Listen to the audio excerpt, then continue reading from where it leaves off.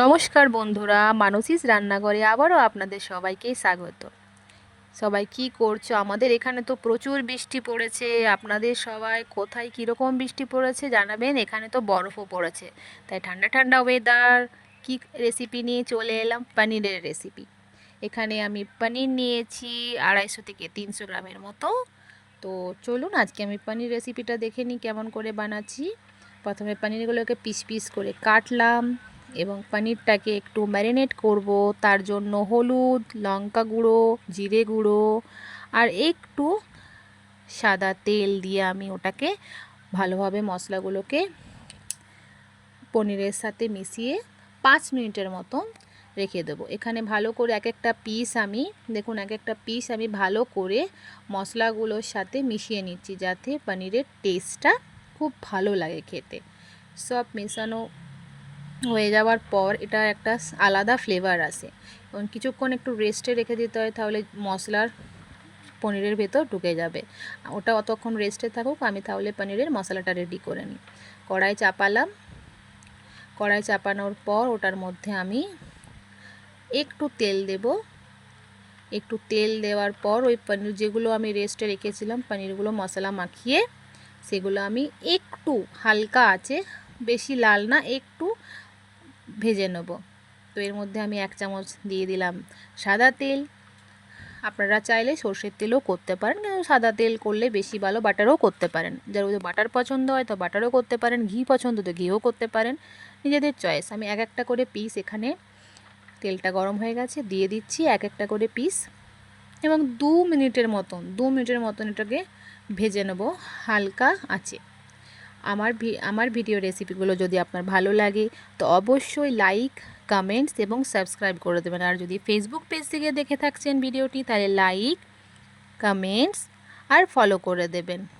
আর আমার রান্নাগুলো কেমন লাগছে অতি অবশ্যই কিন্তু জানাতে ভুলবেন না, তাহলে আমি আবার নতুন রেসিপি নিয়ে আপনাদের আবার ভিডিও দিতে পারবো নতুন। এখানে আমার হালকা ভাজা হয়ে গেছে, এবার আমি তুলে নেব। দেখুন একটুই ভেজেছি, বেশি ভাজলে আবার বেশি পুড়ে গেলে আবার ঠিক লাগবে না, শক্ত হয়ে যাবে পনিরটা। আমি সবগুলো তুলে নিলাম। এবারে এই কড়াইটাকে আমি সাইডে রেখে দেবো, কেন কি এটার মশলা লেগে গেছে। এটার যদি আবার তেল দিয়ে বানায় তাহলে জিনিসটা ভালো লাগবে না। তো আমি একটা অন্য কড়াই নেব, এটাকে সাইডে রেখে দিই। এরপর আমি কড়াই নিয়েছি, এর মধ্যে আমি একটু পরিমাণে রিফাইন তেল নেব, ওই 4-5 চামচের মতন। ছোটো চামচে আপনারা চাইলে বড় চামচে ইউজ করতে পারেন। তো আমি একটুই করব, বেশি তেলে রান্না করব না, কম তেলে রান্নাটা করব। তো আমি এখানে 4 থেকে 5 চামচের মতন সাদা তেল দিয়ে দিয়েছি। এটা আমি গরম হতে দেব এবং এই গরম হয়ে যাওয়ার পর এর সঙ্গে কিছু ফড়ং দেব। তো তার জন্য এই তেলটা গরম হোক, তাকে আমি ফড়ংগুলো রেডি করে নিই। এটার মধ্যে আমি দেব গোটা জিরে, 1 চামচ গোটা জিরে দিয়ে দিলাম। এই দেখুন 1 চামচ গোটা জিরে দেওয়া হয়ে গেল। এটা একটু গরম হবে, গরম হতে হতে আমি এর মধ্যে গরম মশলা ফড়ং দেব। গরম মশলা বেটেও দেওয়া যেতে পারে, কিন্তু আমি গোটাই দেব। গোটাও দেওয়া যেতে পারে, আবার বেটেও দেওয়া যেতে পারে, আবার ডাস্টও দেওয়া যেতে পারে। তো আমি এখানে গরম মশলা ফড়ং দিলাম। ওই একটা এলাচ আছে, 2টো লং আছে, একটা দারুচিনি আছে। এরপর ওটা একটু হালকা নেড়ে দিলাম। এরপর আমি মশলাগুলো সব দেবো, যেমন পেঁয়াজ কুচি, এর মধ্যে পেঁয়াজ কুচি অ্যাড করব। একটু দেড়টার মতন আমি পেঁয়াজ কুচি নিয়েছি, যেহেতু অর্ধেকটা ছোট আর একটা বড়। আপনারা চাইলে যেরকম পনির থাকবে সেরকম আপনারা পেঁয়াজ অ্যাড করতে পারেন, বেশি কম সেটা মাপ অনুযায়ী করে নেবেন। তো পেঁয়াজগুলো দেওয়ার পর আমি একটু নেড়ে নেব। এরপর আমি হালকা যখন ব্রাউন কালারের পেঁয়াজগুলো হয়ে যাবে, তখন ওর মধ্যে আমি টমেটো কুচিটাকেও দেবো। এর মধ্যে আপনারা সসও দিতে পারেন, তো আমি পরে একটু সস অ্যাড করব, একটু মিষ্টি হালকা লাগবে পনিরের তরকারিটা। এবার পেঁয়াজগুলো ভাজা হয়ে গেল, হালকা ব্রাউন রং হয়ে গেছে।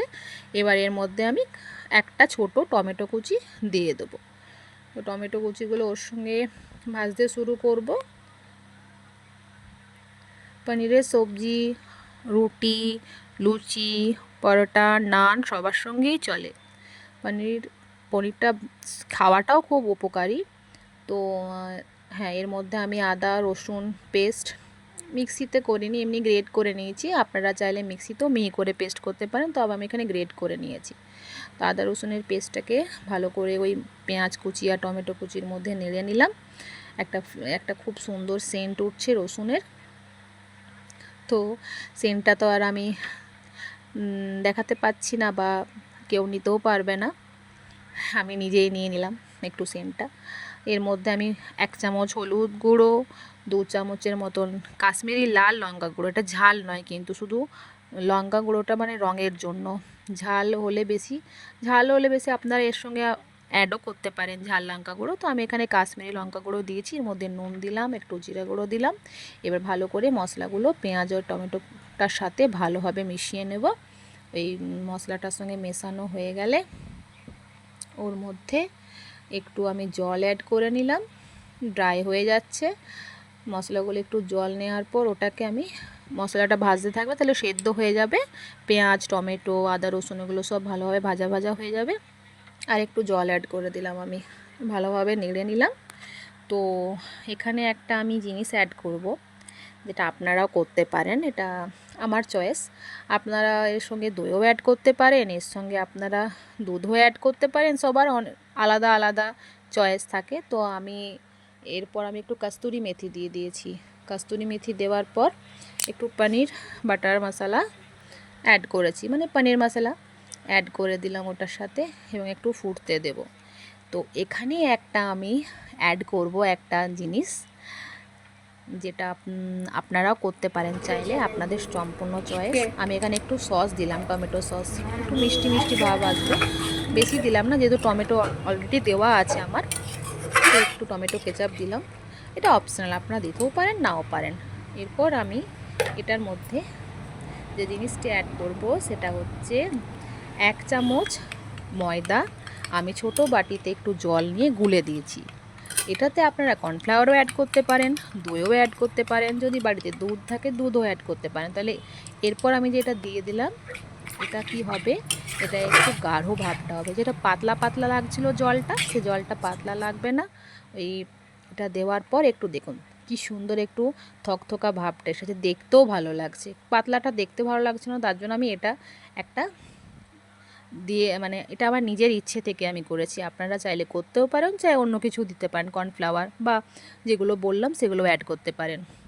এরপর আমি ওটা ফুটে ওঠার পর ওপর থেকে ধনেপাতা কুচি, একদম ফ্রেশ ধনেপাতা কুচি দিয়ে দিলাম, এবং 2টো লঙ্কা কুচি ওর মধ্যে দিয়ে দিলাম। এরপর আমি ভালো করে ওটাকে নেড়ে নেব এবং 5 মিনিটের মতন ওই মশলার জলটাকে ফুটতে দেব। এরপর যখন ফোটা হয়ে যাবে, আস্তে আস্তে আমি পনিরগুলো ওর মধ্যে দিয়ে দেব। এর ওপর থেকে আপনারা গরম মশলাও দিতে পারেন, তো আমি গরম মশলা দিইনি, যেহেতু অনেক কিছু মশলা অ্যাড করেছি, এটা সম্পূর্ণ অপশনাল। আপনারা বাটারও দিতে পারেন, ঘিও দিতে পারেন।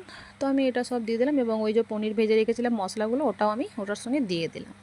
আমার পনির একটু 2 মিনিটের মতন হালকা আছে একটু ফুটতে দেবো, বেশি ফুটবো না, পনিরগুলো আবার বেশি ফুটলে গলে যাবে। আমার একদম রেডি হয়ে গেছে পনির মশালা, রুটি লুচি পরোটা সবার সঙ্গে খাবার জন্য একদম রেডি।